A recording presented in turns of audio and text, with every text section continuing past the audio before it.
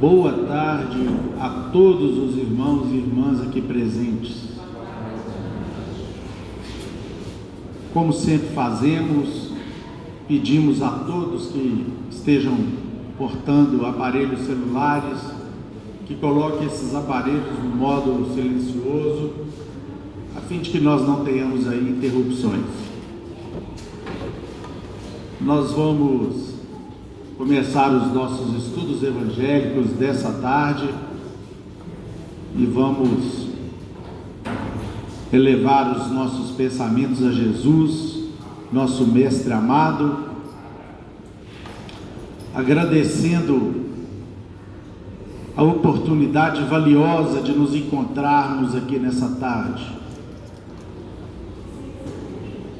agradecendo a existência dessa instituição planejada no mundo espiritual e erguida aqui na terra por irmãos e irmãs valorosos que, compreendendo o chamamento do Cristo, um dia ergueram essa casa que há mais de 70 anos se encontra a serviço do Evangelho de Jesus. Que a bênção da doutrina espírita, o Consolador prometido pelo Cristo, para os nossos esclarecimentos, para o avivamento da nossa fé e dos sentimentos bons que todos trazemos em nossos corações, continue sempre presente. Que os nossos amigos espirituais, que operam em nome do nosso patrono Paulo de Tarso, possam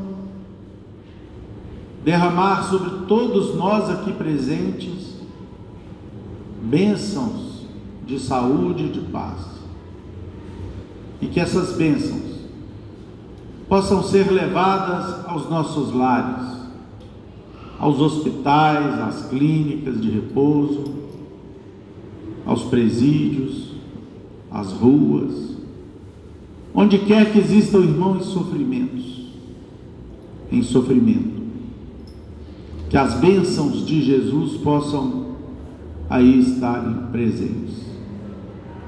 E em especial, nós rogamos aos nossos amigos espirituais que neste instante levem até o lar onde mora a Bruna Brito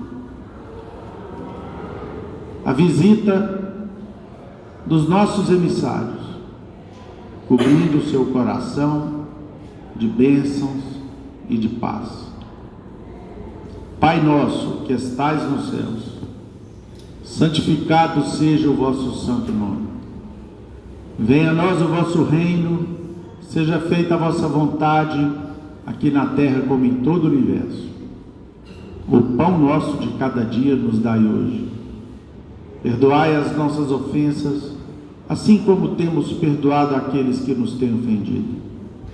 Não nos deixeis cair em novas faltas, livrai-nos do mal, pois que vossos são o reino, o poder, a majestade e a glória para todo sempre. Que assim seja. Passamos a palavra para nossa irmã Luciana, que vai ler a passagem evangélica dessa tarde e em seguida fazer os comentários.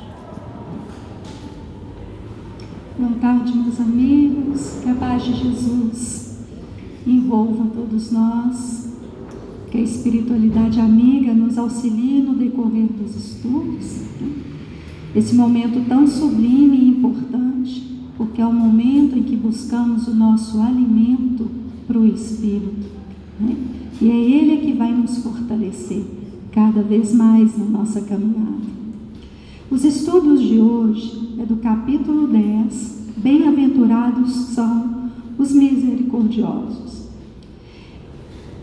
e vem trazendo o item 5, Kardec traz no item 5, uma passagem de Mateus, em que Jesus diz: reconciliai-vos o mais depressa possível com o vosso adversário, enquanto estáis com ele a caminho, para que ele não vos entregue ao juiz, o juiz não vos entregue ao ministro da justiça, e não sejais metido em prisão. Digo-vos em verdade, que daí não saireis, enquanto não houverdes pago o último cetim. Esse capítulo de Mateus é o capítulo das bem-aventuranças. A bem-aventuranças, né, esse poema divino, esse cântico de amor e de misericórdia, trazido pelo Cristo, a nos trazer aí esperança, a nos trazer aí um direcionamento no nosso caminhar.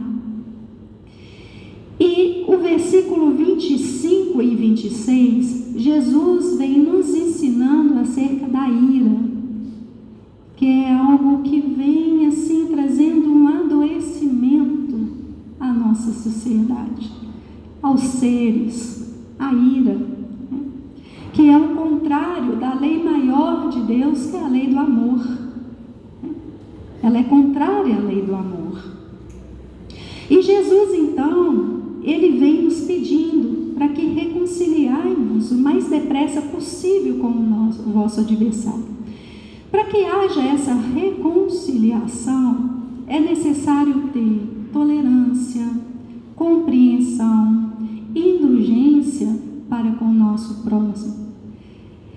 A reconciliação é esse momento em que é essa capacidade de compreender algo frente a uma ideia, uma opinião diferente de um outro ser, mas levando em consideração as regras da boa convivência, da tolerância, da harmonia, do equilíbrio.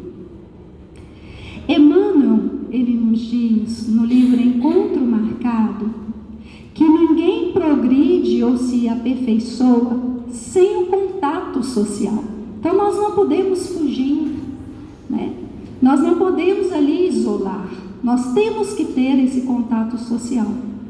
Mas ele nos diz que o que vale afirmar que é preciso não apenas saber viver, mas também conviver. Então conviver, segundo Emmanuel, é tão importante como saber viver. E Jesus, quando ele nos pede aqui para reconciliar o mais depressa possível, enquanto estamos a caminho com as pessoas, com o nosso objeto ali, muitas vezes de desavença, é porque nós vamos pensar em dois pontos. Primeiro, quando há uma ruptura, quando há um mal-estar, um desajuste, por parte de uma ação provocada por nós mesmos. E quando percebemos que a gente podia ter evitado essa ação, esse mal, logo a nossa consciência vai acusar e vem o remorso. O remorso, ele traz a intranquilidade do ser, né? E segundo ponto, muitas vezes, meus amigos, esses sentimentos que surgem quando alimentados, né? Eu não vou me desculpar com ele porque tá certo que eu tive meu lado de, né? Eu tive culpa ali, mas eu não vou desculpar não, porque eu não vou me rebaixar, porque sempre é assim, né? Eu não vou, acham que o perdão é demonstrar fraqueza, esquecem que perdão é um sentimento sublime. E aí, eu não vou procurar não. Aí o outro pensa a mesma coisa. Eu não vou me rebaixar para ele não. E vai criando um mal-estar tão grande, vai gerando aí elos de sentimentos mais baixos, envolvendo a pessoa ali por vibrações baixas, por energias ali negativas, criando muitas vezes ali, por parte dessas duas pessoas, sentimentos de vingança, de o desejar mal para o outro, e isso, meus amigos, se torna um caminho aberto para obsessão, Porque aí, muitas vezes, esses laços de vingança, de ódio que são criados, eles passam aí por reencarnações, sempre com esses sentimentos. E aí o que Jesus diz? Digo-vos em verdade que daí não saireis dessa condição enquanto não houverdes pago o último centil, enquanto não perdoardes, não limpar o coração desses sentimentos de mágoa, de tristeza, de ódio, né? Vão ficar refém desses sentimentos, desse sofrimento. Vamos colocar como sofrimento, porque é um aprisionamento do ser a essa condição. Então o perdão é importantíssimo, e nós temos uma mensagem aqui muito bonita do nosso patrono da casa, Paulo. Nesse mesmo capítulo, ele vem nos trazendo, no item 15, ele vai nos falar sobre o perdão, e ele nos diz assim: perdoar aos inimigos é pedir perdão para si próprio, porque na verdade nós estamos nos libertando desses sentimentos, né? Dessas amarras. Perdoar aos amigos é dar-lhes uma prova de amizade. Perdoar as ofensas é mostrar-se melhor do que era. Perdoai, pois, meus amigos, a fim de que Deus vos perdoe. Porquanto, se fordes duros, exigentes, inflexíveis, se usardes de rigor, até por uma ofensa leve, como quereis que Deus esqueça de cada dia a maior necessidade tendes de indulgência? Ai daquele que diz, nunca perdoarei, pois pronuncia a sua própria condenação. Jesus nos ensinou a orar, né? Ele nos diz, quando nós oramos, perdoai as nossas ofensas, assim como perdoarmos aos nossos ofensores. Então é uma condição. Jesus nos ensinou isso.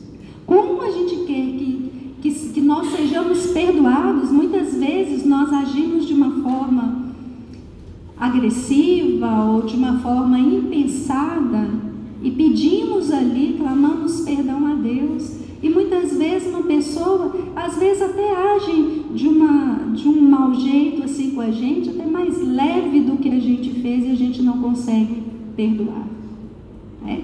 Então é uma condição. E ali Paulo vai nos convidar a uma reflexão mais profunda. E para que possamos fazer essa reflexão, é preciso deixarmos de lado um pouquinho o orgulho, para que possamos analisar os nossos sentimentos, os nossos atos, nos buscar em nós o que precisa ser mudado. Ele vai nos convidar da seguinte forma: quem sabe, aliás, se descendo ao fundo de vós mesmos, então fazer essa análise mais profunda nós, não reconhecereis que foste o agressor? O que está dizendo? Muitas vezes, num momento assim, até num momento de reunião, a gente joga uma brincadeira, que para a gente muitas vezes é uma brincadeira, é algo assim banal, mas nós não sabemos o que a pessoa já viveu, nós não sabemos a experiência da pessoa, e muitas vezes o que é para a gente uma brincadeira, para a pessoa é um tocar na ferida, é um tocar numa lembrança triste, e a pessoa às vezes se fecha, a pessoa fica um mal-estar, e a gente às vezes não entende, acha que é uma afronta. Nossa, a pessoa carrancuda, né? A gente faz uma brincadeira, a pessoa se fecha. Não, muitas vezes a gente deu ali um pontapé a esse mal-estar. Então nós temos que tomar cuidado com os nossos atos, com as nossas atitudes frente ao outro ser, porque nós não sabemos as experiências vividas por eles, né? E aí ele continua dizendo assim: quem sabe se nessa luta que começa por uma alfinetada e acaba por uma ruptura, não fostes quem atirou o primeiro golpe e vos não escapou alguma palavra injuriosa, se não procedestes com toda a moderação necessária? Sem dúvida, o vosso adversário andou mal em se mostrar excessivamente suscetível, porque a agressão não é assim, não é uma ação bem-vinda por ninguém, né? Razão demais para serdes indulgentes e para não vos tornardes merecedores de injúrias, né, de insultos que lançastes. Ou seja, né, a gente ter aquela tranquilidade de analisar a situação. Opa, houve aí um mal-estar, então vamos analisar aqui o que foi. Será que eu falei alguma coisa que ofendeu o meu próximo? Será que eu dei esse pontapé inicial? Essa deve ser a análise, e não julgar, porque a gente tem costume de julgar, né? A responsabilidade sempre para o outro. Mas Paulo nos convida a analisar, a ter um olhar crítico a nós, as nossas atitudes. Aí um outro ponto que ele vai nos dizer: admitamos que em cada circunstância foste realmente ofendido. Quem dirá que não envenenaste as coisas por meio de represálias e que não fizestes degenerar-se em querelas graves o que houvera podido cair facilmente no ouvido? Se de vós dependia impedir as consequências do fato e não impedistes, sois culpados. Então o que ele está dizendo aqui? Vamos lembrar aí das fofocas, das fake news. Muitas vezes, meus amigos, chega-nos informações de um ser conhecido, ou mesmo através desse instrumentinho aqui, ó, que é tão pequenininho, mas que traz tantas coisas, e entre elas, muitas são inverdades, e que a gente tem que passar pelo crivo, antes de passar para os outros. Porque o que ele está nos alertando aqui? Se não chega uma informação, eu vi fulano ali na rua, conversando com outra pessoa, se vem por parte de um desafeto daquele outro ser, pode ser aumentado algumas coisas? Pode. Com a intenção de quê? De prejudicar o outro. Se não chega e nós passamos para frente, qualquer prejuízo que tiver a essa outra pessoa, nós estamos contribuindo para isso. E é isso que ele está falando. Sois igualmente culpados por passar essa informação, por trazer esse desequilíbrio. Então nós precisamos ter o cuidado, tudo que nos chega, será que é verdadeiro? Buscar a fonte, para antes que passe, para que não cause um desajuste ali a qualquer ser que seja, até um ato de caridade. Porque tem pessoas, mesmo que seja verdade, tem pessoas que determinadas reportagens, determinados assuntos não estão preparados para ouvir. Às vezes a pessoa entra em pânico em acontecimentos. Vamos pegar ali as notícias, né? Muitas são fake news, muitas não, tem um fundo de verdade, mas são notícias tão tristes que causam tanto tormento a nós, que se passarmos para frente, aquele que vai receber, será que ele tem condição de receber aquela notícia? Será que eu não vou estar ali causando para aquela pessoa uma tristeza, uma depressão, um medo? Porque tem pessoas que desenvolvem até síndrome do pânico pelo que está acontecendo. Nós estamos vivendo na nossa sociedade hoje momentos de ajustes, né? É uma arrumação, vamos colocar assim, é uma arrumação da casa. Nós não estamos aí passando, né? O nosso planeta não está numa transformação. Na nossa casa é assim. Para se colocar a casa, para dar um ar renovado, cuidado na casa, nós precisamos o quê? Tirar tudo do lugar, fazer meio que uma bagunça, né? Tirando as coisas do lugar para poder limpar, para poder voltar para o lugar e transformar aquele lugar num ambiente mais agradável. Então a nossa terra, ela vai estar passando por situações de desequilíbrio. Agora a gente tem que ter assim o bom senso de saber o que vamos passar, o que vale a pena, o que não vale. Não podemos causar no outro um medo, um pânico. Isso não é caridade. Então vamos aproveitar, né?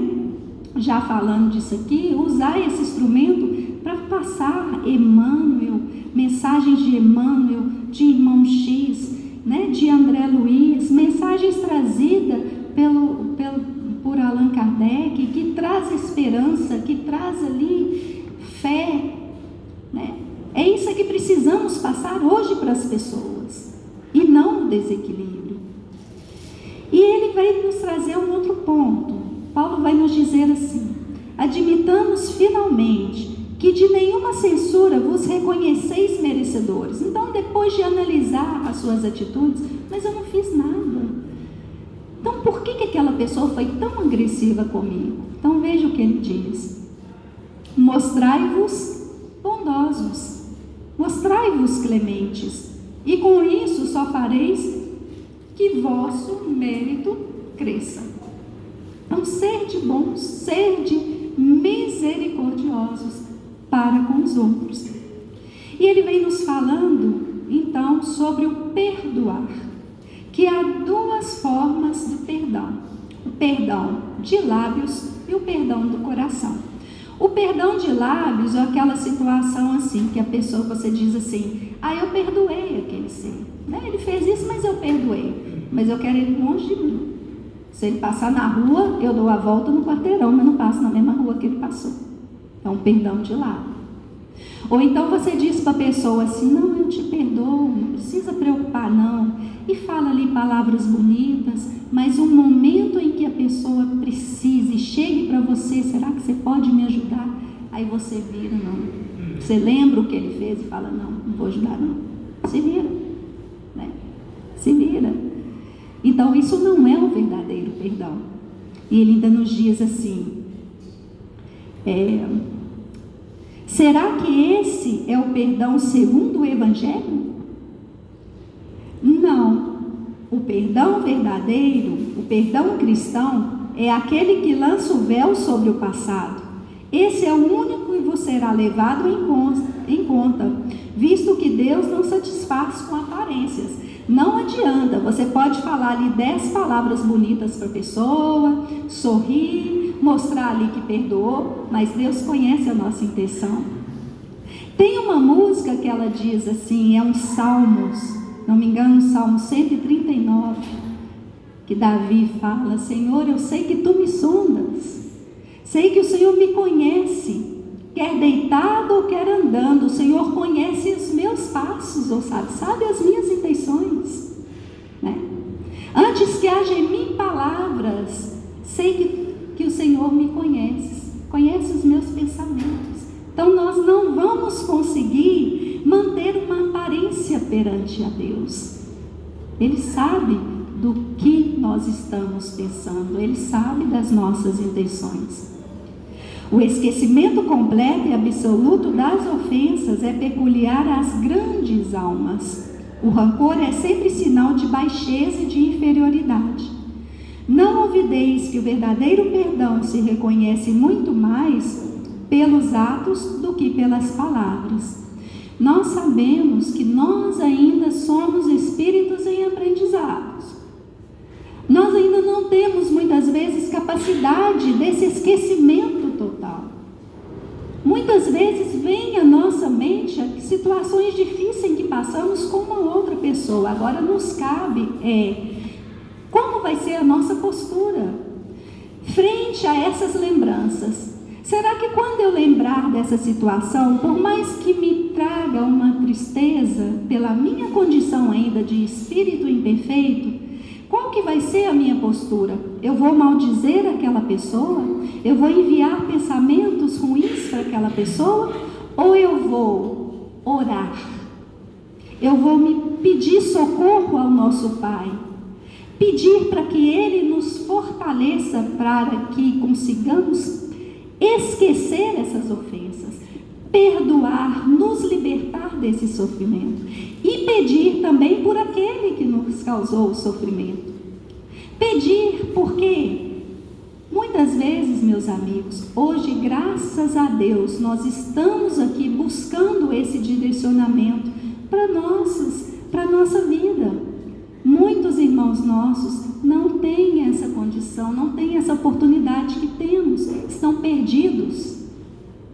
Então, será que nesse momento dessa lembrança, a minha postura vai ser de pedir bênção, pedir a Deus a misericórdia para aquele ser, para que Ele tire essas vendas, para que Ele consiga compreender como nós hoje estamos buscando a compreensão do que é realmente o perdão, do que é realmente a caridade, o amor ao próximo. Tem um conto do livro Conto Desce de Outra Vida, é de Irmão X, que chama Aprendizes e Adversário.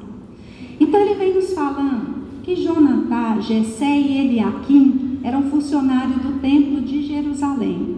Estava passando por Cafarnaum e procuraram então Jesus no singelo domicílio de Pedro. E diz então Jonatã: Mestre, soubemos que a tua palavra traz o mundo das boas novas do reino de Deus, e entusiasmado com as tuas concepções, hipotecamos ao teu ministério nosso aplauso irrestrito. Aspiramos, Senhor, à posição de discípulos teus.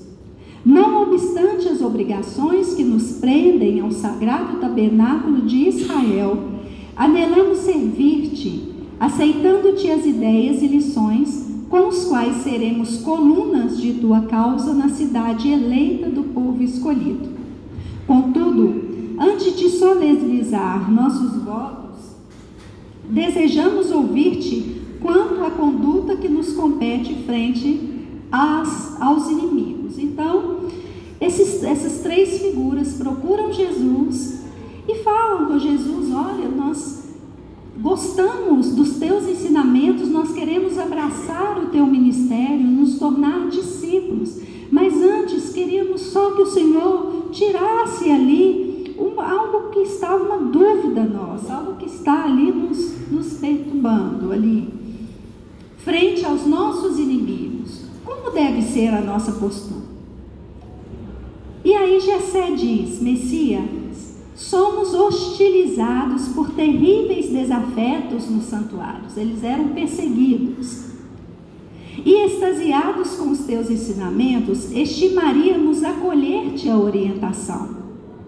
E Eliaquim diz: Filho de Deus, ensina-nos como agir. Jesus meditou alguns instantes e respondeu: Primeiramente, é justo considerar nossos adversários como instrutores. O inimigo vê junto de nós a sombra que o amigo não deseja ver e pode ajudar-nos a fazer mais luz no caminho que nos é próprio. Então vejam que Jesus nos ensina: olhar os nossos inimigos, os nossos próximos, os adversários como instrutores. Porque eles vão te apontar, eles vão falar com você: olha, você é muito vaidoso, você é muito orgulhoso, você é prepotente. Coisas que muitas vezes os nossos amigos percebem em nós, mas não têm coragem de falar por medo de trazer um desacordo ali, né? De quebrar aquela relação, então não falam, mas o inimigo vai te apontar. E é uma oportunidade para realmente analisarmos: realmente eu tenho que mudar isso aqui. Então veja o ensinamento de Jesus, né? Cabe-nos desse modo tolerar-lhes as admoestações com nobreza e serenidade, tal qual o ferro que, após sofrer paciente calor da forja, ainda suporta os golpes do malho com dignidade humilde, a fim de se adaptar à utilidade e à beleza. Então, para ele ser útil, para ele tornar ali um instrumento de decoração, ele precisa sofrer ali no calor, ele precisa ser moldado, tal qual nós precisamos mudar aquilo ali que ainda temos arraigado em nós. Os visitantes entreolharam-se perplexos e Jonatã retomou a palavra perguntando: Senhor, e se formos injuriados? Adotemos o perdão e o silêncio, disse Jesus. Muita gente que insulta é vítima de perturbação e enfermidade. E se formos perseguidos? Indagou Jessé. Utilizemos a oração em favor daqueles que nos afligem, para que não venhamos a cair no escuro nível da ignorância que se acolhem. Mestre, e se nos baterem, esmurrarem? Interrogou Eliaquim. Que fazer se a violência nos aviltra e confunde? Ainda assim, esclareceu o brando mestre, a paz íntima deve ser o nosso asilo e o amor fraterno a nossa atitude. Porquanto, quem procura serviciar o próximo e dilacerá-lo, está louco e merece compaixão. Senhor, insistiu Jonatã, que resposta oferecer então à maledicência, à calúnia, à perversidade? Cristo sorriu e precisou: o maledicente guarda contigo o infortúnio de descer à condição do verme que se alimenta com o lixo do mundo. O caluniador traz no coração largas doses de fel e veneno que flagelam a vida, né? Eles envenenam a si. E o perverso tem a infelicidade de cair nas armadilhas que tece para os outros, lembrando aí a lei de ação e reação, né? O perdão é a única resposta que merecem, porque são bastante desditosos por si mesmos. E que razão assumir perante os que perseguem? Inquiriu Jessé preocupado. Quem persegue os semelhantes tem um espírito em densas trevas e mais se assemelha ao cego desesperado que investe contra os fantasmas da própria imaginação, arrojando-se ao fosso do sofrimento. Por esse motivo, o socorro espiritual é o melhor remédio para os que nos atormentam. E que punição reservar ao que nos ferem o corpo, assaltando-nos o brio? Perguntou Eliaquim, espantado. Refiro-me àqueles que nos vergam a face e fazem sangrar o peito. Quem golpeia pela espada será golpeado também, até que reine o amor puro na terra, explicou o mestre. Quem se rende às sugestões do crime é um doente perigoso, que devemos corrigir com a reclusão e com o tratamento indispensável. O sangue não apaga o sangue, e o mal não retifica o mal. E espraiando o olhar doce e lúcido pelos circunstantes, continuou: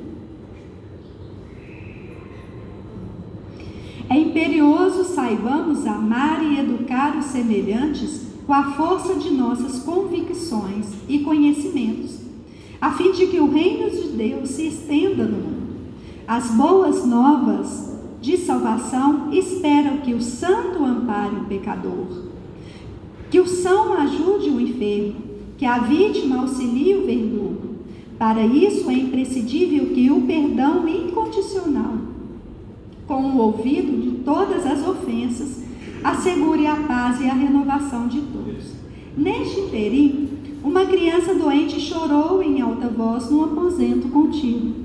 O mestre pediu alguns instantes de espera e saiu para socorrer, mas ao regressar, debalde buscou a presença dos aprendizes fervorosos e entusiastas.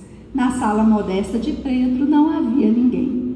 Ou seja, é um trabalho difícil, é um trabalho árduo, mas necessário a todos nós. Que Jesus nos abençoe, né? Que possamos refletir, nos dê força para que possamos caminhar aí cada vez mais com esperança, com fé, né? Na nossa renovação íntima.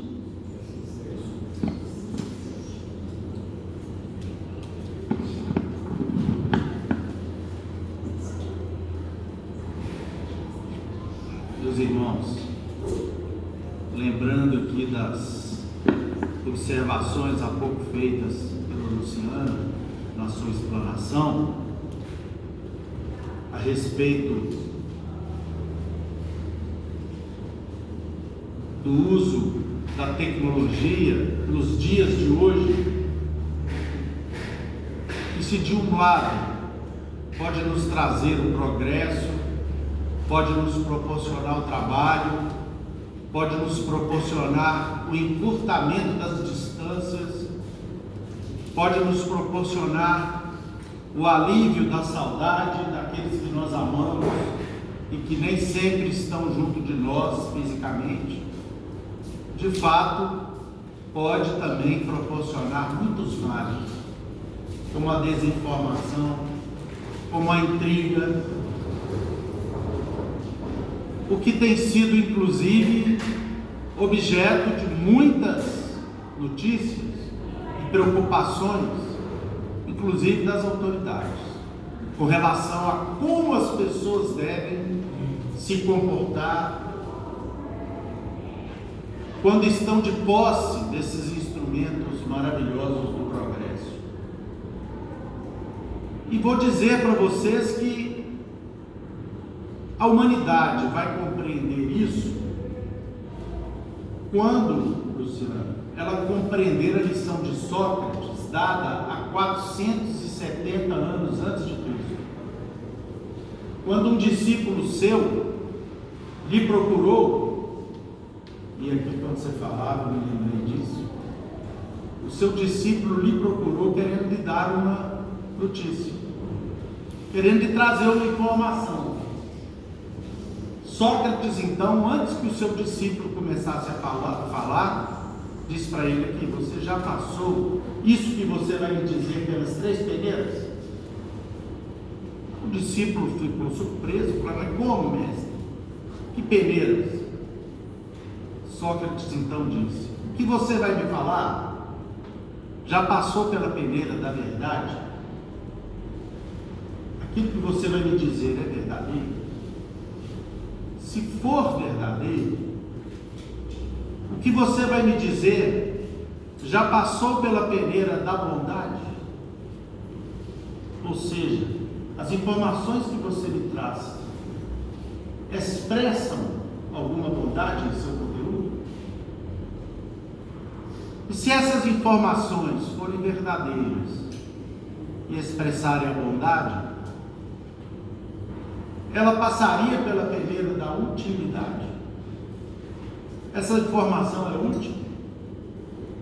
Então, meus irmãos, vamos lembrar de Sócrates, na hora que nós recebemos nos nossos aparelhos celulares informações que chegam aos milhares todos os dias, e que às vezes a gente reproduz, né, em tempo real, e nem sempre, como a Luciana disse, essas informações são boas, são verdadeiras ou são úteis.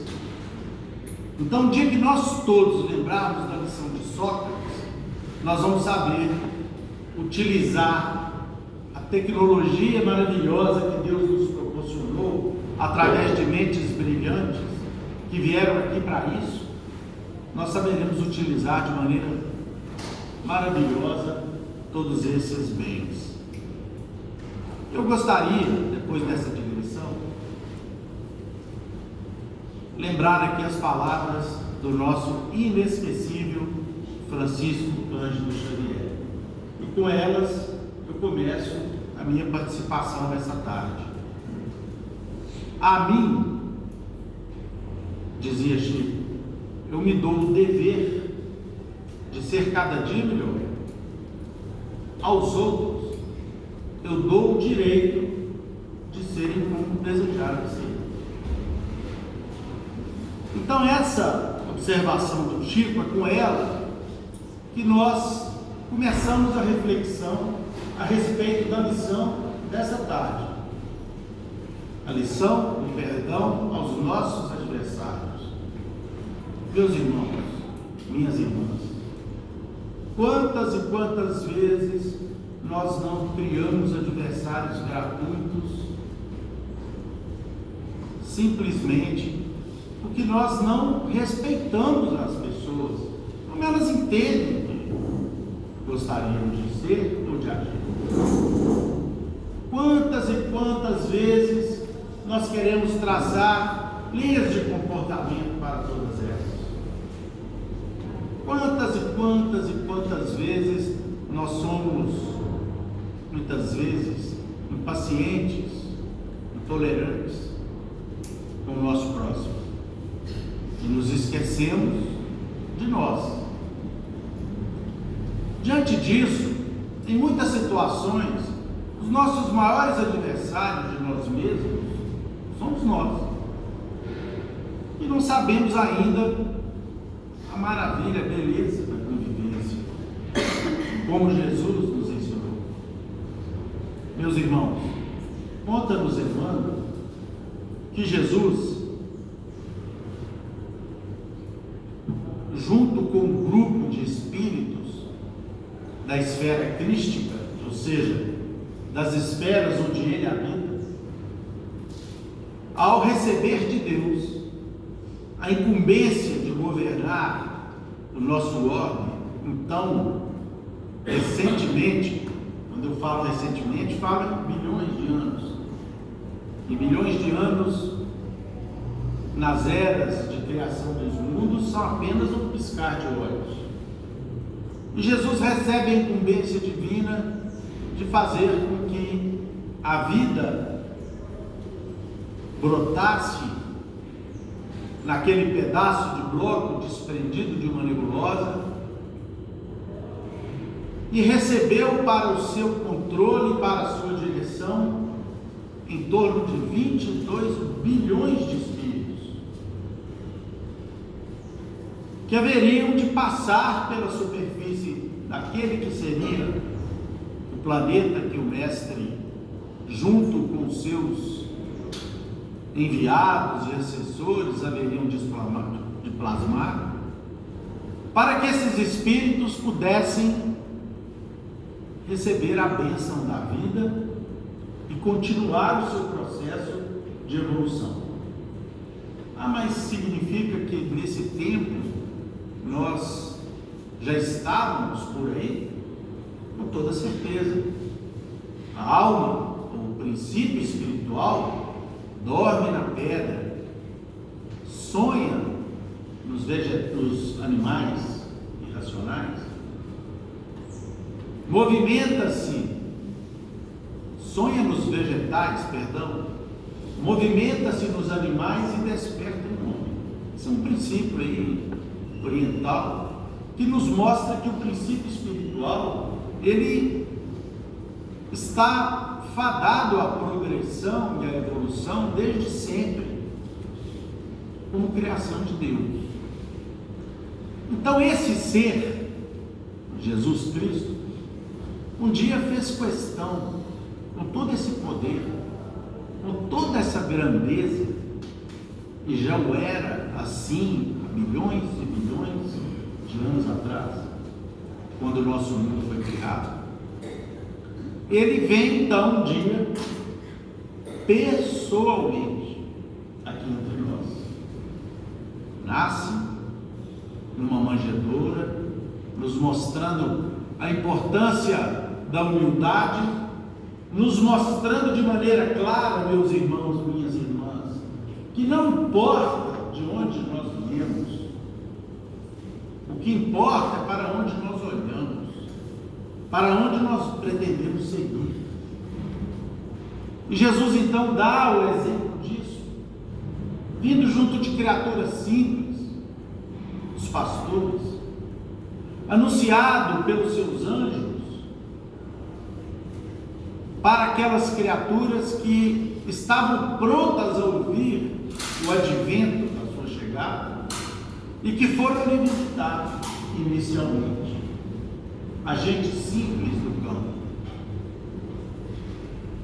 Pois essa mesma criatura bondosa e extraordinariamente sábia e superior lega à humanidade o maior exemplo de perdão e de amor. Quando ele estava no Monte do Calvário, ou no Gólgota, sendo crucificado como resposta ou consequência a crimes que ele não cometeu, e premido pela ignorância das criaturas humanas, nós, criaturas humanas, eleva o seu pensamento a Deus, o seu Pai, e pede que Deus nos perdoe,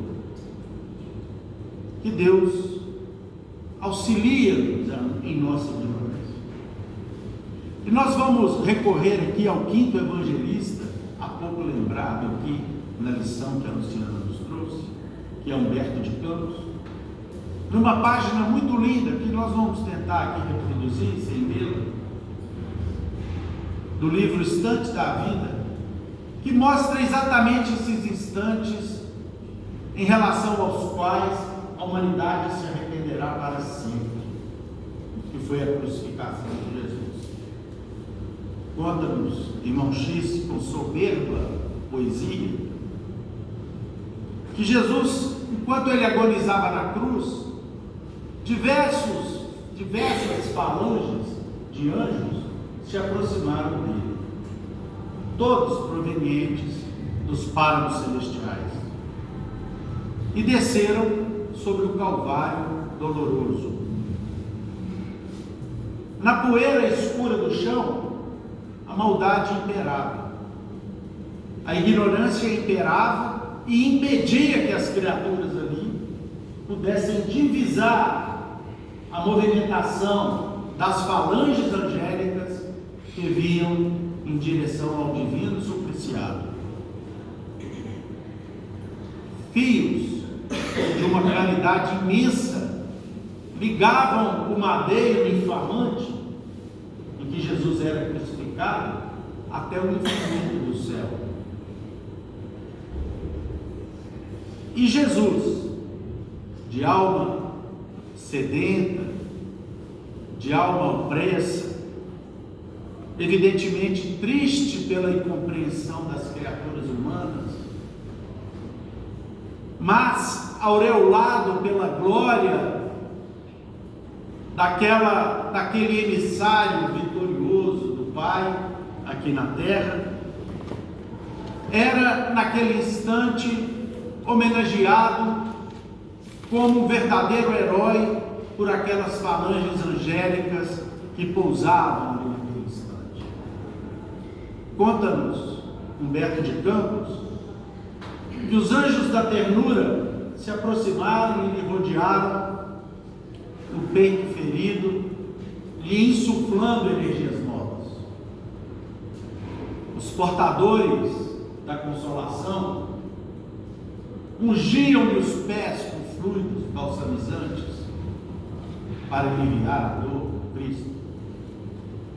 Os embaixadores da harmonia entoavam cânticos, melodias, instrumentos divinos para homenagear a figura do Cristo naquele derradeiro momento em que ele se entregava à ignorância humana.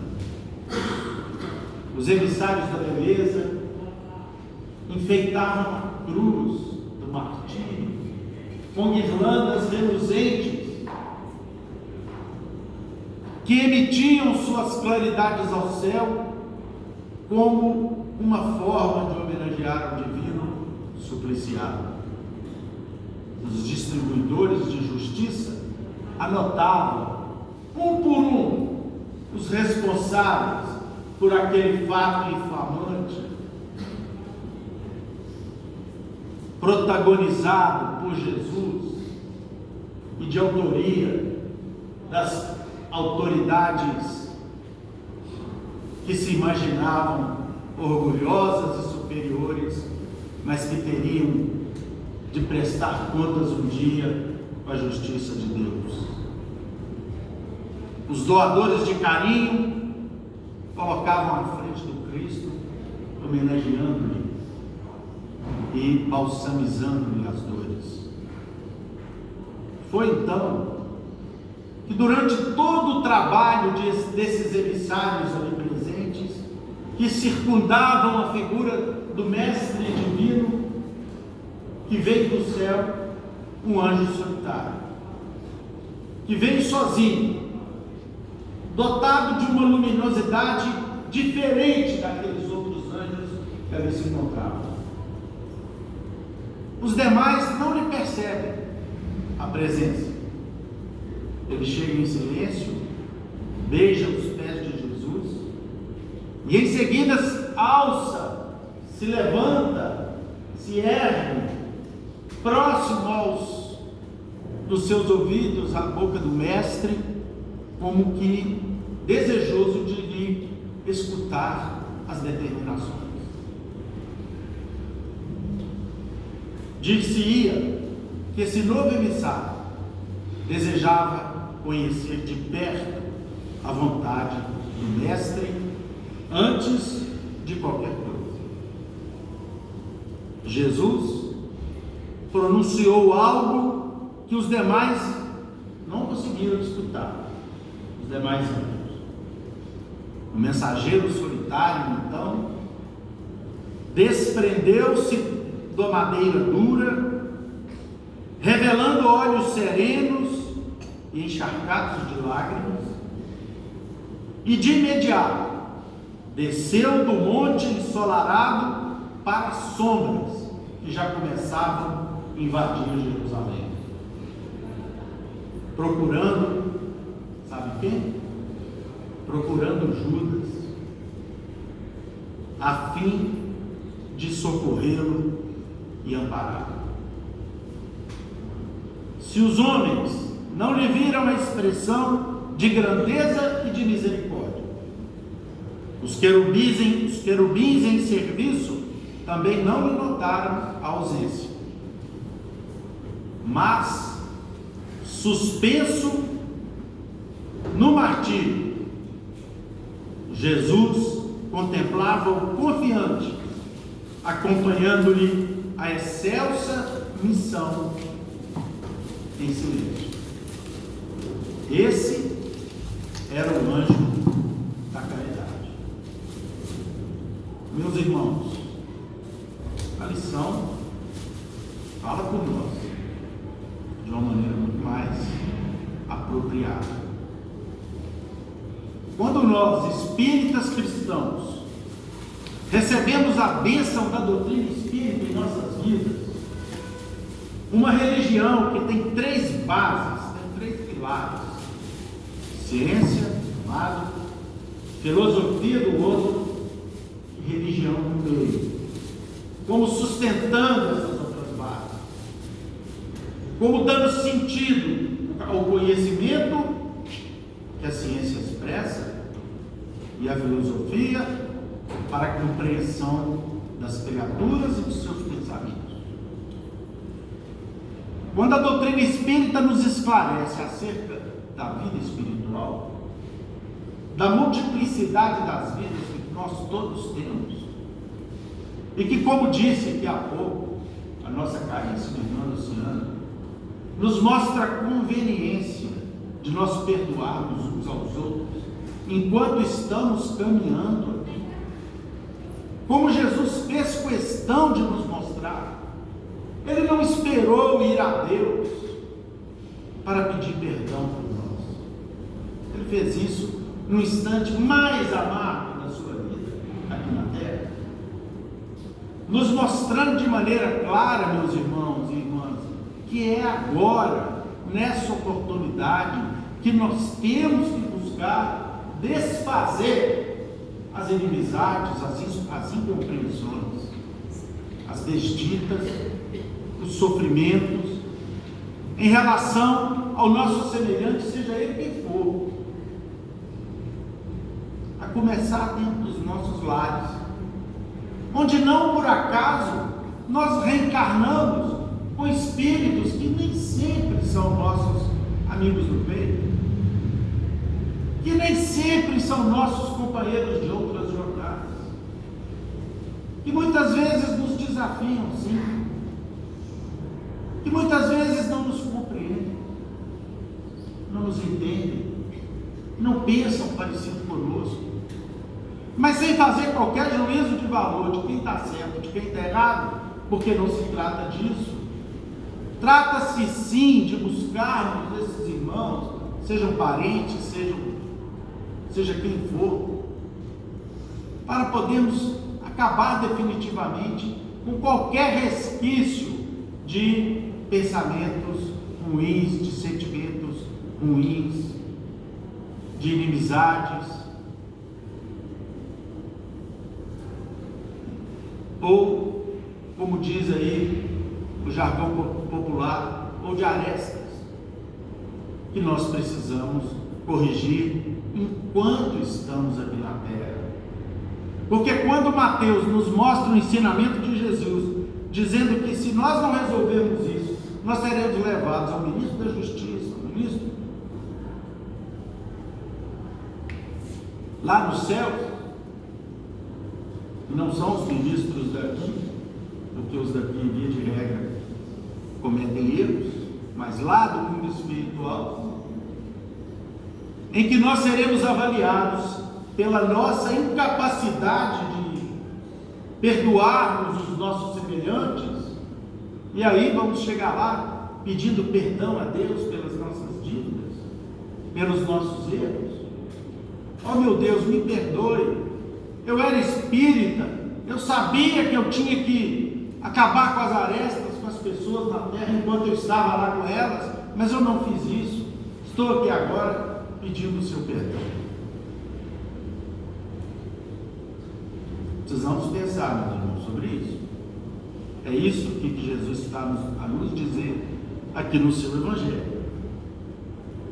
E esse esforço de perdão tem que ser praticado por cada um de nós e ensinado aos nossos filhos, ensinado aos nossos irmãos, ensinado aos nossos alunos das escolas, quando somos professores. Porque infelizmente ainda o que em grande parte se ensina nas escolas, evidentemente que além do conhecimento das ciências, etc., é a rememoração de fatos históricos ocorridos quando o mundo ainda era pior que hoje, colocando esses fatos como algo absolutamente natural ou naturais para esclarecerem as desditas do mundo. Então nós temos que nos revoltar contra isso, contra fulano, contra ciclano, porque nós não temos isso, fulano tem aquilo, e nós não tivemos essa oportunidade, e fulano teve. E aí nós vamos criando dentro de nós um antagonismo natural, próprio, que nos leva à revolta, que nos leva à incompreensão, que nos impede o progresso, que nos impede, via de regra, o nosso próprio crescimento. Essa é que é a verdade. A incapacidade de guardarmos esses sentimentos bons em relação àqueles que se encontram em torno de nós, estejam eles em quaisquer posições do mundo, né? E aqui nós lembramos uma lição lá do livro Jesus do Lar, de Nilo Lúcio, que fala do revolucionário sincero. Exatamente o título da lição. Tinha um líder no meio de uma sociedade que era um cidadão respeitadíssimo, e eles queriam derrubar o rei, porque o rei, segundo a avaliação de todos, era um péssimo monarca. Chamaram esse líder, consultaram e tentaram convencê-lo de que ele deveria, a partir do seu exemplo, do seu chamamento, liderar aquela revolução. Aquele senhor então elevou uma prece a Deus, pediu a ele inspiração, e os anjos lhe inspiraram o seguinte: antes dele tomar a decisão, que ele fosse lá no palácio e tentasse conviver com aquele monarca, que passasse algum tempo lá observando as situações, para depois ele então tomar a sua decisão, que certamente seria fundamental para a pretensão daquele povo.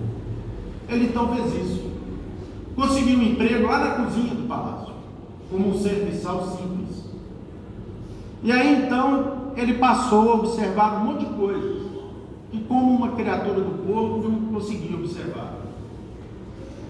Ele viu, por exemplo, que o rei era escravo dos seus assessores, que desde que ele acordava ele mal tinha tempo de ver a família, e já era cercado de assessores que lhe traziam inúmeros documentos para que ele assinasse, e nem sempre sequer tinha condição de ler os documentos, de tanto papel. Observou ainda que o rei não podia comer aquilo que ele quisesse, que ele era obrigado a comer porque tinha visitas todos os dias e tinha que agradar os visitantes. E ele então nem sempre, ele que era um amante, um apreciador de alimentos mais simples, podia comer esses alimentos mais simples. Por quê? Porque ele era obrigado a comer a comida que emissários de outros países estavam ali para visitar o reino, então ele tinha que agradar essas pessoas. Ele não podia ver a família nos tempos em que ele gostaria de ver e conviver, porque o tempo todo era cumprindo obrigações. E ele percebeu que o rei era cercado de bajuladores, de criaturas falsas, que na frente bajulavam o monarca, mas por trás tramavam inclusive a sua morte.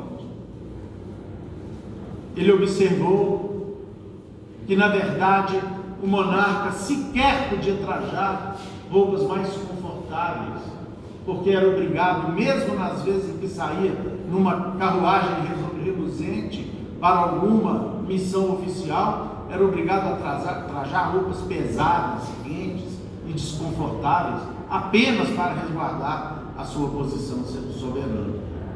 E observou inúmeras outras coisas e chegou à conclusão, meus irmãos, que o rei na realidade era mais escravo e mais infeliz do que as criaturas mais simples. E ele então foi para o povo, reuniu o povo e mostrou aquilo que ele viu. E pelo contrário, pediu às pessoas que orassem por aquele monarca, que ele não era necessariamente ruim.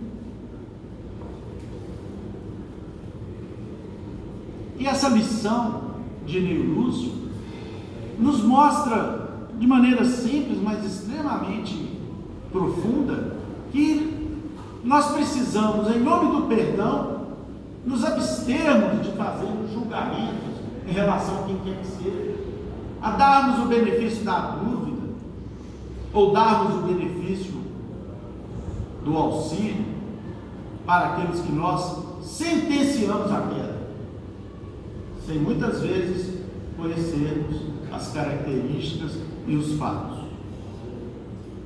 Meus irmãos, minhas irmãs, perdoar aos inimigos é pedir perdão para nós mesmos. Perdoar aos amigos é dar-lhes uma prova de amizade verdadeira. Sabe quem disse isso? O nosso patrono, Paulo de Tarso. Está aqui na lição também constante desse capítulo. E nós então terminamos a nossa participação lembrando aqui uma lição de uma poesia belíssima, que nós não vamos nem ler aqui. Chama-se Retrato de Mãe. Ela é de autoria da nossa irmã Maria Dolores, psicografada pelo Chico Xavier, e com as estrofes mais lindas e mais belas que alguém possa imaginar, próprias mesmo de uma poetisa do mundo espiritual, que tem o seu coração cheio de amor. Ela retrata a visita de ninguém mais, ninguém menos do que Nossa Senhora, as furnas espirituais onde sofria o espírito de Judas Iscariotes, com arrependimento profundo da traição que ele cometera, do equívoco que ele cometera, sem aceitar o amparo e o benefício de quem quer que fosse. E então Nossa Senhora vai lá pessoalmente para dizer a ele, ao final, quando ele pergunta quem que ela era, quem que era ela, e ela fala que era a mãe de Jesus e que estava ali para abraçá-lo, para ajudá-lo, para perdoá-lo e para amá-lo. Essas, meus irmãos, são os exemplos que nós espíritas precisamos avaliar. Mas nós não vamos nos comparar a Jesus? Nós não vamos nos comparar a Nossa Senhora? Meus irmãos, minhas irmãs, a doutrina espírita nos ensina que um dia nós vamos chegar lá. Um dia, só Deus sabe quando, mas só dependerá do nosso esforço, nós também seremos anjos. Nós também teremos a capacidade de amar as criaturas como irmãos, realmente, sem segregação das limitações que a família, as raças, as civilizações nos impõem hoje. Nós aprenderemos a amar os nossos irmãos como irmãos, como criaturas que merecem esses sentimentos, que nós aprendemos com quem? Com Jesus e com a nossa Mãe Santíssima. Que Jesus nos abençoe. Seu Evandro, para prestar nós, irmãos.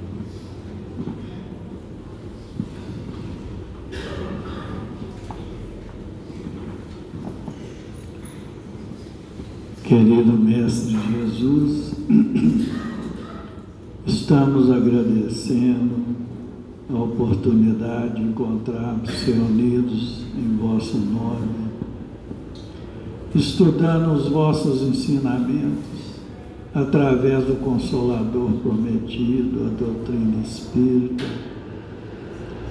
que tem nos ensinado a como caminhar pelos caminhos do mundo. Agradecemos e vos rogamos, Senhor, que os nossos benfeitores espirituais estejam sempre ao nosso lado, mantendo vivas em nosso coração e nossa mente essas lições que têm chegado a nós, nos mostrando como viver em companhia daqueles que fazem parte da nossa caminhada evolutiva. Ave Maria, cheia de graça, o Senhor é convosco. Bendita sois vós entre os anjos, bendito é o fruto do vosso ventre. Nasceu Jesus. Santa Maria, Mãe de Jesus, rogai a Deus por nós, pobres pecadores, encarnados e desencarnados, hoje, agora e sempre, que assim seja. Devolvemos a palavra ao nosso irmão Euler, para que ele possa encerrar a reunião da tarde. E com essa rogativa, em nome de Deus, de Jesus, nosso Mestre amado, de Paulo de Tarso, patrono da nossa casa de oração, estudo e trabalho, dos nossos amigos e benfeitores espirituais, nós estamos encerrando os nossos estudos evangélicos desta tarde, na santa e bendita paz, que assim seja.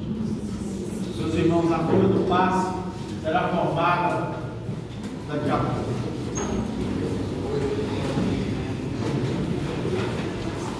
Nós vamos ter também distribuição